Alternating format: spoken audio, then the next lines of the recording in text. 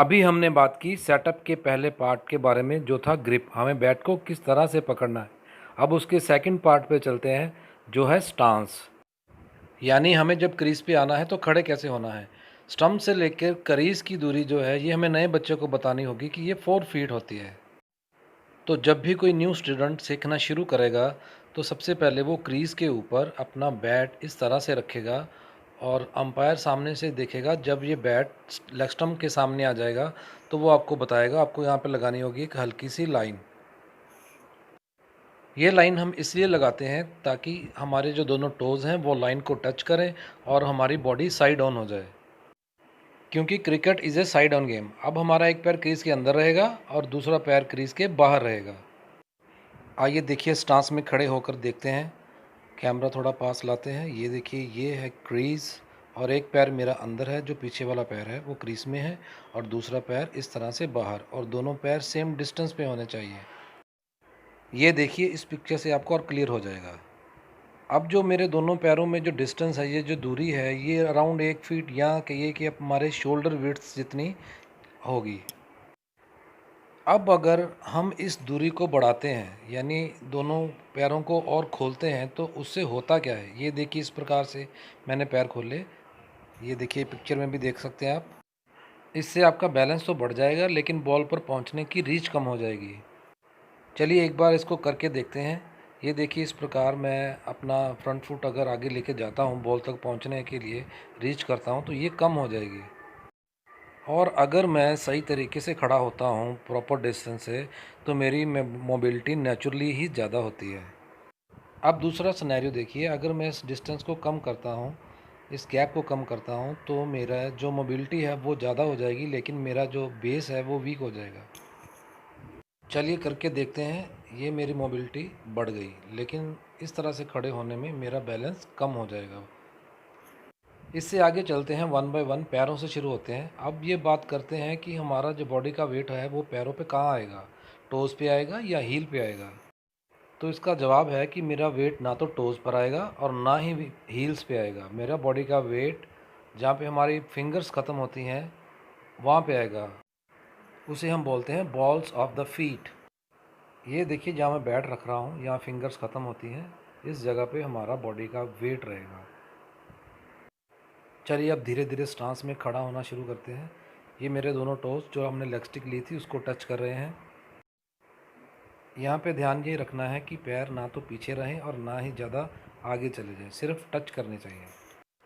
चलिए चेक करते हैं। ये देखिए, ये मेरे दोनों जो पैर हैं वो मेरे शोल्डर विड्थ अपार्ट हैं और मेरा बॉडी वेट टोस पे लाके अब मैं खड़े होने की कोशिश करता हूँ। ये देखिए इस तरह से। चलिए यहाँ पे एक कॉमन एरर की बात कर लेते हैं। जो नए बच्चे खेलना शुरू करते हैं उनको आदत होती है कि जब वो बैट को नीचे रखते हैं तो अपना वेट वो टोज़ से आगे ले जाते हैं। टोज़ से आगे का मतलब कि वो अपना वेट बैट पे डालने की कोशिश करते हैं, जिससे उनका हेड गिर जाता है। ये देखिए, इस तरह से सिर गिर रहा है और उसका रीज़न वही जो मैंने आपको बताया कि वेट टो से आगे नहीं जाना चाहिए, वो बॉल्स ऑफ द फीट ही आपका वेट रहना चाहिए। चलिए टोज से आगे बढ़ते हैं। अब हम बात करते हैं नीज़ की। Tight knees versus flex knees. हमारी नीज़ टाइट नहीं होनी चाहिए, हमारी नीज़ हमेशा फ्लेक्स होनी चाहिए ताकि हम ऊपर नीचे दाएं या बाएं किसी भी तरफ मूव कर सकें और इस पोस्चर में खड़े हों कि हमें अगर घंटों भी खेलना पड़े तो टाइट नीज़ की वजह से हमारे शरीर को या बॉडी को कोई भी थकावट ना हो। और ये हमारे बॉडी के सभी पार्ट्स पे लागू होता है। हमारे स्टांस में कहीं भी हमारे किसी भी बॉडी पार्ट पे स्ट्रेस नहीं होना चाहिए। ये देखिए, बिल्कुल स्मूथ और रिलैक्स्ड। चलिए नीज़ मूव करके देखते हैं। ये देखिए, इस प्रकार मेरे नीज़ बिल्कुल फ्लेक्स्ड हैं, कहीं भी रिजिड नहीं है। चलिए नीज़ से आगे बढ़ते हैं। अब हम बात करेंगे शोल्डर्स की। जो मेरा पीछे वाला शोल्डर है वो बॉलर की तरफ रहेगा हल्का सा। फिर से देखिए, front shoulder slightly open, back shoulder towards the bowler. चलिए बात करते हैं कॉमन प्रॉब्लम की। बच्चों में जो आती है वो अपना आगे वाला शोल्डर, फ्रंट शोल्डर बंद कर लेते हैं इस तरह से। तो हमें फ्रंट शोल्डर को थोड़ा सा मिड ऑन की तरफ खोल के रखना है। ये देखिए, इस तरह से इसको हम थोड़ा सा खोल के खड़े होंगे और जो बैक शोल्डर है वो बॉलर की तरफ। चलिए बात करते हैं वीडियो को बनाने का कारण, वीडियो को इसलिए बनाया क्योंकि बहुत से लोग आकर कहते थे कि हमारा बच्चा जो 3 साल, 4 साल, 5 साल, 6 साल तक का है, जो अकेडमी नहीं आ सकता और सीखने का बहुत इच्छुक है, तो हमें कुछ इस तरह से टिप्स बताइए कि हम उन्हें घर पे बैठे ही करवा सकें। क्योंकि एक बार अगर मसल मेमोरी गलत बन जाए तो उसको ठीक नहीं जल्दी किया जा पाता। चलिए एक बार फिर से चेक करते हैं। जब कोई नया स्टूडेंट आता है तो उसका ग्रिप और स्टांस हम देखते हैं। तो ये फिंगर रखने वाली बात हम कर चुके हैं कि उसकी फिंगर पीछे नहीं होनी चाहिए। उसके बाद हमने ये देखना है कि उसका weight balls of the feet है, आगे तो नहीं गिर रहा। इसके बाद जो हमने चेक करना है, जो मेन प्रॉब्लम बच्चों में आती है, जो वो गलती करते हैं, तो उनका जो हेड होता है वो इस पोजीशन में रहता है। ये हेड पोजीशन सोने का पोस्चर है, ये खेलने का पोस्चर नहीं है। तो हमें सबसे पहले अपने सिर को सीधा करना था कि हम दोनों आइज़ से बॉल को देख सकें। इस तरह से हम दोनों आइज़ से बॉल को नहीं देख सकते। तो अगर हम सोने नहीं आए, खेलने आए हैं, तो हमें अपनी बैक और हेड को सीधा रखना है। इस तरह से मैंने अपना सिर उठाया और मेरी बैक भी बिल्कुल सीधी हो गई। और इसके बाद अगर ये इस तरह से मैं खड़ा होता हूँ तो ये मेरा सोने का पोस्चर है। कई लोग तो इस पोस्चर में बहुत आगे की क्रिकेट भी खेल जाते हैं, लेकिन ये सही नहीं है। इसमें इंजरी होने के भी चांसेस हैं। आपको बॉल कम दिखेगी, लेट दिखेगी। और ये है मेरा बिल्कुल सीधा सही पोस्चर, जिससे मैं कि बॉल को दोनों आंखों से देखूंगा। इस तरह से मेरी दोनों आइज़ बॉल पे फोकस करेंगे। हेड गिरने से जो आपका आई लेवल है वो इस तरह हो जाएगा। पिक्चर में समझने की कोशिश करते हैं। ये मेरा जो आई लेवल है ये गलत है। ये आपको खुद चेक करना है कि जो हेड पोजीशन है और जो आई लेवल है वो बिल्कुल सही है या नहीं। इस तरह से मेरा आई लेवल होना चाहिए। ये देखिए बिल्कुल लेवल्ड है इस तरह से।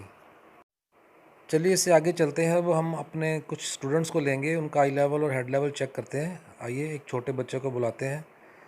ये बच्चा स्टांस में खड़ा है, ये देखिए इस तरह से। तो जो इसका पीछे वाला पैर है वो मुझे लग रहा है कि वो थोड़ा, उसके जो टोज़ हैं वो थोड़ा सा लेग स्टिक लाइन जो हमने ली थी उससे आगे निकल गया है। ये देखिए इस तरह से।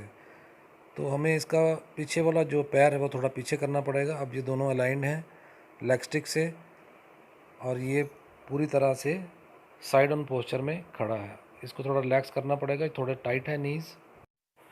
इस तरह से ये अब बिल्कुल सही पोस्चर में खड़ा है। और ये इसकी जो विड्थ है दोनों पैरों की, वो शोल्डर विड्थ पार्ट है, बिल्कुल सही पोजीशन में खड़ा है।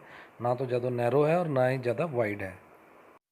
चलिए थोड़ा सा इसका बैक शोल्डर और इसकी पीठ को सीधा रखते हैं इस तरह से। ये पीठ सीधी हो गई।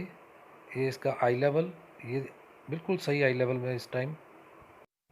और आई पोजीशन चेक करने का एक और तरीका है कि वो लेवल में है कि नहीं। ये देखिए ये बिल्कुल सही पोजीशन में है। और अगर ये थोड़ा सा टिल्ट करेगा इसको तो इसका आई लेवल इस तरह से हो जाएगा। और ये पार्शियली टिल्टेड। तो अब ये बिल्कुल सही स्टांस में खड़ा है। आइए कुछ लेजेंड को देखते हैं। ये देखिए इस तरह से हेड स्ट्रेट, बैक में भी कोई बेंड नहीं है, फ्लेक्स्ड नीज, leveled eyes और body fully side on. So guys, thanks for watching Cricketomania, and if you like the video, do press the like button. Thank you.